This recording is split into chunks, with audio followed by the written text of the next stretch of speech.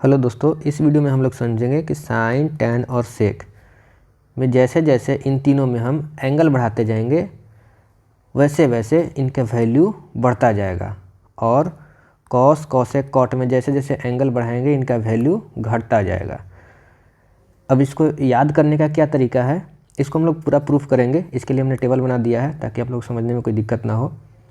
Verify करेंगे कैसे होता है, क्यों होता है। ये याद करने का ट्रिक क्या है, सिंपल सा ट्रिक है कि सी से जितना भी शुरू होता है, यहाँ पे देखिए सी से कॉस, सी से कॉसेक, सी से कॉट, सी से जितना भी ट्रिग्नोमेट्रिक रेशियो शुरू हो रहा है उसका एंगल बढ़ाने पर उस ट्रिग्नोमेट्रिक रेशियो का वैल्यू डिक्रीज होता है। समझ गए, याद हो गया आपको। अब हम लोग इसको वेरीफाई करेंगे कि ऐसा क्यों हो रहा है। यहाँ पे आपका ट्रिग्नोमेट्रिक टेबल है, देख रहे हैं वैल्यू वाला है। अब चेक करते हैं। तो सबसे पहले हम इस साइन वाला वैल्यू को ऑब्जर्व करते हैं। इसको हम लोग लिख लेते हैं पहले। साइन 0 डिग्री कितना है, 0। फिर साइन 30 डिग्री कितना है, 1/2। इसको हम लोग 0.5 कर लेते हैं। साइन 45 डिग्री कितना है, 1/√2। अब इसको सोल्व करने के लिए हम लोग क्या करेंगे कि रूट को डिनोमिनेटर से हटाएंगे।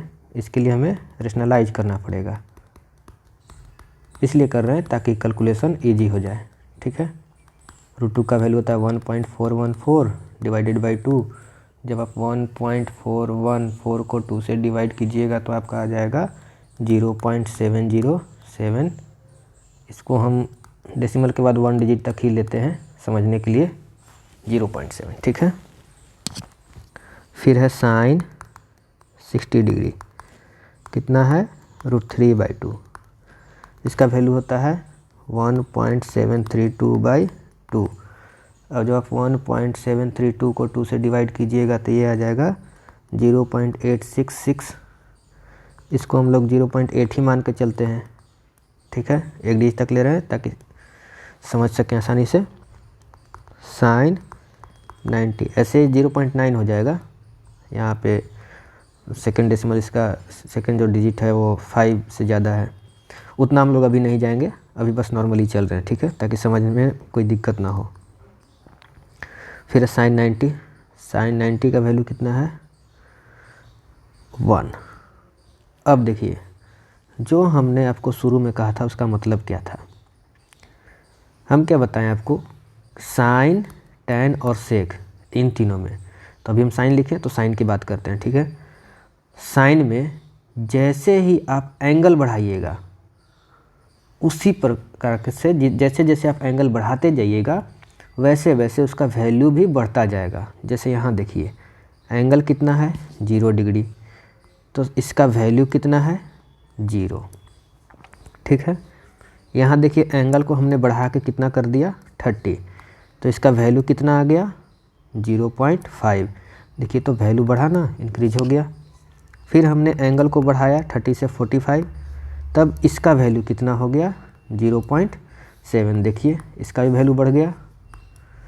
अब फिर हमने एंगल को बढ़ाया 45 से 60 कर दिया, तब इसका वैल्यू कितना हो गया, 0.8। फिर वैल्यू बढ़ गया। फिर हमने एंगल को 60 से 90 कर दिया, फिर इसका वैल्यू कितना हो गया, 0.8 से 1। तो यहाँ देखिए साइन में आप जैसे ही एंगल इंक्रीज करिएगा उसका वैल्यू बढ़ता जाएगा। उसी प्रकार टैन और सेक में भी आप एंगल इंक्रीज कीजिएगा तो उसका वैल्यू बढ़ता जाएगा। चलिए टैन और सेक को भी हम लोग वेरीफाई कर लेते हैं। चलिए अब हम लोग टैन में देखते हैं। टैन का वैल्यू इसमें पहले लिख लेते हैं उसी तरह से। टैन 0 होता है। टैन 30 कितना होता है, तो 1/√3। टैन 45 कितना होता है, 1। टैन 60 कितना होता है, √3। और टैन 90 कितना होता है, इनफाइनाइट। अब इसका हम लोग वैल्यू फाइंड कर लेते हैं। तो इसको इजी करने के लिए कैलकुलेशन को हम इसको रेशनलाइज कर लेते हैं ताकि नीचे से रूट हट जाए। ये हो जाएगा 1.732/3। अब जब आप 1.732 को 3 से डिवाइड कीजिएगा तो ये आ जाएगा 0.5733। इस तरह से इसको हम डेसिमल के अगर 1 डिजिट तक ले लें तो 6 हो जाएगा। 5 ही हम ले रहे हैं, उतना अभी डीपली नहीं जाते हैं, 0.5 ही मानकर चल रहे हैं, ठीक है। इसका तो हो जाएगा 1.732, तो इसको हम 1.7 लिख लेते हैं, और ये तो इनफाइनाइट है। अब देखिए इसमें ऑब्जर्व कीजिए आप, यहाँ जब एंगल 0 है, ठीक है, तब इस ट्रिग्नोमेट्रिक रेशियो का वैल्यू कितना है, 0। यहाँ जब एंगल को हमने इंक्रीज किया 0 से कर दिया 30, तब इसका वैल्यू कितना आ गया, 0.5। देखिए तो जैसे ही एंगल इंक्रीज किया इसका वैल्यू भी इंक्रीज हो गया। फिर हम एंगल को इंक्रीज कर दिए 30 से 45, तब इसका वैल्यू कितना हो गया, 1। या फिर देखिए जैसे ही एंगल इंक्रीज किए 0.5 से 1 हो गया, इंक्रीज हो गया।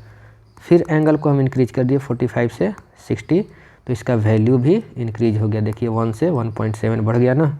फिर इसको हम लोग इंक्रीज कर दिए 90 की ओर, 90 कर दिए, तब फिर इसका वैल्यू इंक्रीज हो गया। इनफाइनाइट तो बहुत बड़ा वैल्यू होता है, ठीक है। तो यहाँ पे देखिए जैसे ही tan में भी जैसे हमने एंगल इंक्रीज किया वैसे उसका वैल्यू भी इंक्रीज हो गया। इसी तरह से सेक में भी जैसे ही आप एंगल को बढ़ाइएगा उसका वैल्यू भी इंक्रीज हो जाएगा। तो चलिए हम लोग जल्दी से सेक का देख लेते हैं। सबसे पहले हम वैल्यू इसका लिख लेते हैं। सेक 30 कितना, 2/√3। सेक 45 कितना, √2।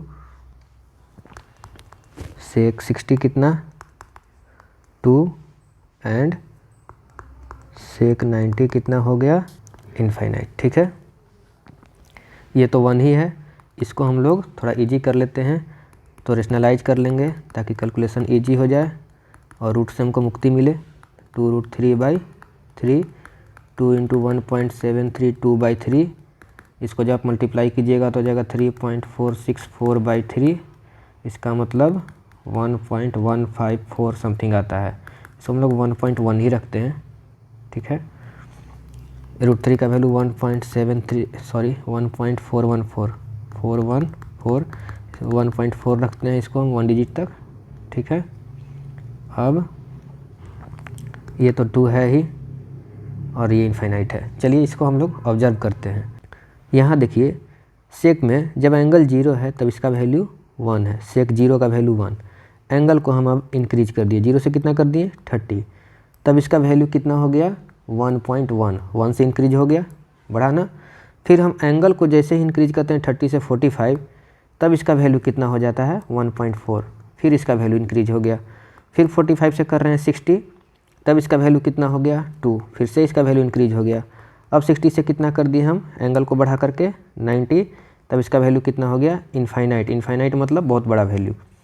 तो इसमें भी हम क्या ऑब्जर्व कर रहे हैं सेक में, कि जैसे ही एंगल इंक्रीज करते हैं उसका वैल्यू इंक्रीज हो जाता है। और यही चीज़ हम लिखे थे, सेक, टैन और साइन। यहाँ पे देखिए साइन, टैन और सेक, एंगल इंक्रीज कीजिएगा इसका वैल्यू भी इंक्रीज होगा, है ना, ये समझ गए। और मैंने क्या बताया था कि कॉस, सी से शुरू होने वाला जितना भी है, जैसे कॉस, कॉसेक, कॉट, सी से कॉस, सी से कॉसेक, सी से कॉट, इसको जैसे ही आप एंगल बढ़ाइएगा इसका वैल्यू डिक्रीज होगा। चलिए इसको भी हम लोग ऑब्जर्व कर लेते हैं, ठीक है। कॉस में आते हैं, वैल्यू लिख लेते हैं हम लोग। वैल्यू क्या हो गया, कॉस 0 का 1, कॉस 30 का हो गया √3/2, कॉस 45 1/√2, कॉस 60 1/2 और कॉस 90 0, ठीक है। चलिए इसको हम लोग सॉल्व कर लेते हैं थोड़ा, ताकि समझने में आसानी हो। ये हो जाएगा 0.866, होगा तो 0.9, लेकिन हम अभी इतना ही रखते हैं।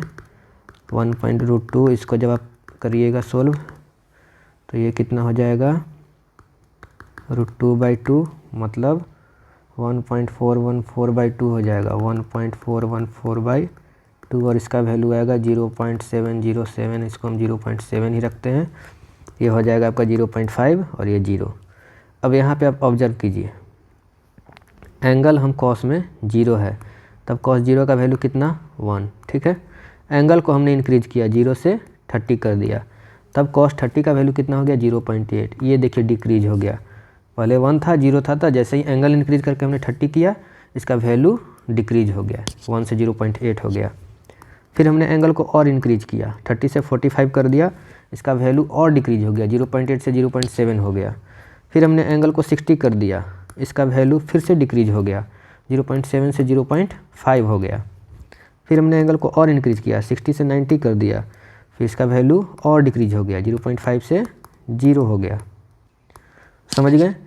यही हम कहना चाह रहे थे कि सी वाला जितना भी है कॉस, कॉसेक, कॉट, उसको आप जैसे ही उसका एंगल बढ़ाइएगा उसका वैल्यू डिक्रीज हो जाएगा, और सी वाला को छोड़कर जो कि है साइन, टैन, सेक, उसमें आप एंगल बढ़ाइएगा तो उसका वैल्यू बढ़ेगा।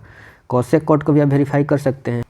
चलिए कॉसेक में देखते हैं हम लोग, एंगल 0, इसका वैल्यू इन्फिनाइट मतलब बहुत बड़ा वैल्यू, एंगल को इंक्रीज करके कर दिया 30, इसका वैल्यू डिक्रीज हो गया, बहुत बड़ा वैल्यू से 2 पे आ गया। फिर इंक्रीज कर दिया हमने एंगल को 30 से 45, तब इसका वैल्यू फिर और डिक्रीज हो गया। फिर इसका वैल्यू हम लोग कर दिए, एंगल को बढ़ा दिए हम लोग 45 से 60, तब इसका वैल्यू और भी डिक्रीज हो गया, 1.4 से 1.1 पे आ गया। इसका एंगल को हम और इंक्रीज कर दिए, बढ़ा दिए, इसका वैल्यू और डिक्रीज हो गया, है ना। तो कॉसेक में भी हमने देख लिया कि जैसे ही एंगल बढ़ा रहे हैं उसका वैल्यू डिक्रीज हो रहा है। कॉट में भी देख लेते हैं, एंगल 0 है तब इसका वैल्यू कितना हो गया, इन्फिनाइट, बहुत बड़ा वैल्यू है। एंगल को हमने बढ़ाया 0 से 30 किया, तब इसका वैल्यू घट गया, 1.7 पे आ गया। फिर जैसे ही हमने एंगल को बढ़ा के 30 से 45 किया, इसका वैल्यू और घट गया, 1.7 से 1 हो गया। फिर इसको एंगल को हमने 45 से 60 बढ़ाया, तब इसका वैल्यू और घट गया, 1 से देखिए 0.5 के पास पहुंच गया। अब हमने फिर से एंगल को बढ़ाया 60 से 90, तब इसका वैल्यू और घट गया, 0.5 से आ गया 0 पे। तो आप इसका मतलब अब समझ गए होंगे पूरी तरह से कि ये हम कहना क्या चाह रहे थे। अब इस पे जो भी क्वेश्चन आएगा आप इजीली बना सकते हैं। तो चलिए आपको हम क्वेश्चन दे रहे हैं एक ठो, इसको आप बनाइए। फर्स्ट क्वेश्चन है आपका सेक 30, सेक 60, सेक 40 और सेक 80। और सेकंड क्वेश्चन है आपका cos 15, cos 60, cos 90, cos 40 and cos 35। इसमें आपको करना क्या है, तो इस क्वेश्चन में आपको ये करना है कि इसको आपको इंक्रीजिंग ऑर्डर में लिखना है। मतलब जिसका वैल्यू सबसे छोटा है उसको पहले लिखना है, और जिसका वैल्यू बढ़ रहा है उसको बाद में लिखते जाना है। जैसे अगर हम लिख दें 4, 5, 8, 7, इसको आप इंक्रीजिंग ऑर्डर में लिखिए तो कैसे लिखिएगा, सबसे पहले 4, फिर 5, फिर 7, फिर 8, हो गया इंक्रीजिंग ऑर्डर, इंक्रीज हो रहा है, 4 से 5 हो गया, 5 से 7, 7 से 8, इसी तरह से इसको लिखना है। तो यहाँ पे आप देखिएगा तो आप कहिएगा कि 30 का वैल्यू हमको मालूम है, 60 का भी मालूम है, लेकिन 40, 80 का मालूम नहीं है। हम कैसे पता कर सकते हैं कि इन दोनों में कौन बड़ा है या कितना वैल्यू होगा। आपको हम शुरू में क्या बताएं, शुरू में बताएं हैं सिंपल ट्रिक, सी से शुरू होने वाला एंगल बढ़ाइएगा वैल्यू डिक्रीज होगा, बाकी में एंगल बढ़ाइएगा वैल्यू इंक्रीज होगा। तो यहाँ देखिए ये सी से शुरू होने वाला नहीं है, तो इसमें हम एंगल बढ़ाएंगे तो वैल्यू भी इसका बढ़ेगा। तो इसका आंसर हो जाएगा, मतलब इसमें कहने का मतलब है कि जिसका जितना छोटा एंगल उसका वैल्यू उतना ही छोटा, जिसका जितना बड़ा एंगल उसका वैल्यू उतना ही बड़ा। तो सबसे छोटा एंगल वाला लिख लेते हैं हम लोग, तो सेक 30 डिग्री हो जाएगा। फिर इससे बड़ा हो गया आपका सेक 40 डिग्री, फिर इससे बड़ा हो गया आपका सेक 60 डिग्री, और इससे बड़ा हो गया आपका सेक 80 डिग्री। समझ गए? अब सेकंड है सी वाला में हमने क्या बोला था, सी से शुरू होने वाला में कॉस, कॉसेक, कॉट में एंगल बढ़ाइएगा वैल्यू डिक्रीज होगा। कहने का मतलब जितना ही बड़ा एंगल होगा उसका वैल्यू उतना ही छोटा, और जितना छोटा एंगल उसका वैल्यू उतना ही बड़ा। तो हमको वैल्यू छोटा लिखना है, इंक्रीजिंग ऑर्डर में बनाना है इसको, मतलब छोटा वैल्यू पहले लिखना है। तो छोटा वैल्यू का मतलब सी वाला में क्या होता है, एंगल बड़ा तो वैल्यू छोटा, मतलब बड़ा एंगल वाला पहले लिखना है। समझ रहे हैं बात को? अगर थोड़ा सा भी कन्फ्यूजन हो रहा है 1-2 बार वीडियो को आप देखिएगा, आपको समझ में आ जाएगा। तो बड़ा वैल्यू इसमें है 90, तो इसका देखिए बड़ा एंगल है 90, इसका वैल्यू सबसे छोटा होगा क्योंकि सबसे बड़ा एंगल है। फिर इससे बड़ा हो जाएगा कॉस, 90 से छोटा कौन सा है 60, इसका वैल्यू इससे थोड़ा बड़ा हुआ। फिर कॉस, 60 से छोटा 40, फिर 35, फिर 15, ये हो गया आपका रिक्वायर्ड आंसर। तो अब आप लोग इस तरह का क्वेश्चन बना लीजिएगा। उम्मीद है इसको आप लोग अच्छी तरह से समझ गए होंगे। आज के वीडियो में बस इतना ही, मिलते हैं फिर नेक्स्ट वीडियो में।